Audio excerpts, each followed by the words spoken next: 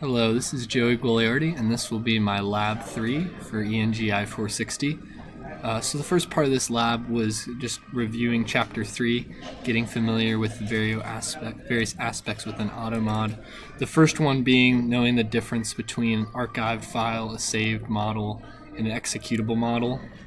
And so I've been able to identify that, this being the executable, this being the saved file within here, and the archived model denoted by .arc is located in here.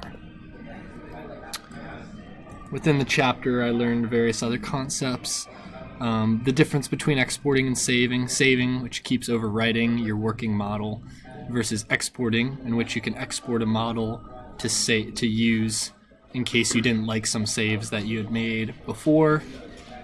Just some important notes within naming.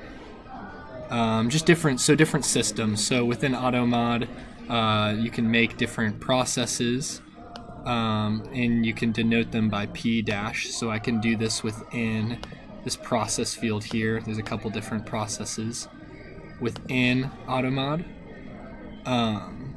So that was one of the things I learned. Another one was movement systems, also under processes. So there's different types of processes, as you can see down here.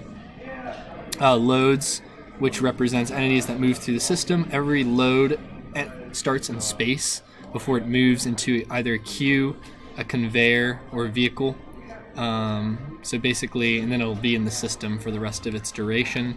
Loads can be defined in this menu here, and as you can see, there's a couple different loads here.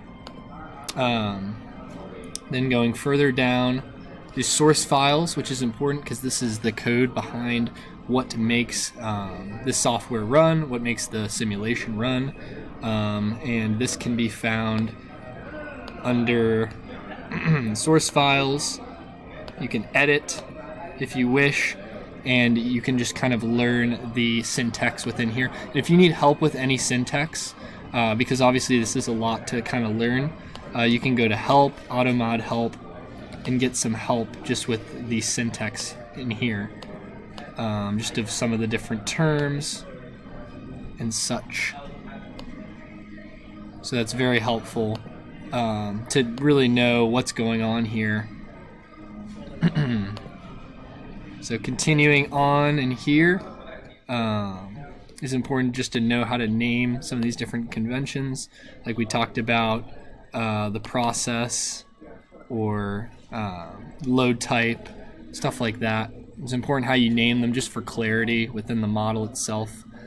Beat It is that code editing software. And yeah, just learn how to archive a model that's in the zip format. And of course, printing the model logic. So if you wanted to do that, you would go into here, you would go into pull up the model logic from source files.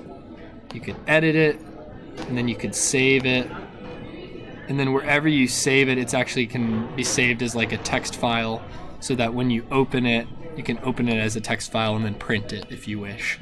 So I've kind of walked through each of the steps within the chapter and got a good understanding of what's going on. Lastly, went through each of the questions, just kind of answered them based on going into automod. Just the use function, the couple examples they give.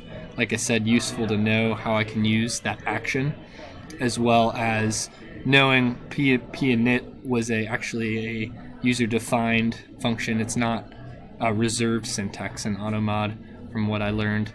And loads can be magenta, just kind of exploring around, seeing what can be done. Can loads be longer than they are wide? I went inside and made a cone, a magenta cone, to represent this load and show that it can be longer than it is wide. They all begin in space. So I kind of walked through each of the questions. And the last one, can it move from the territory of a conveyor can it move from space to a conveyor without moving through the queue? And based on this diagram from the chapter, we see that it can. So this chapter had a lot of interesting things to learn about, and it was nice just walking through and understanding them. Thanks for watching.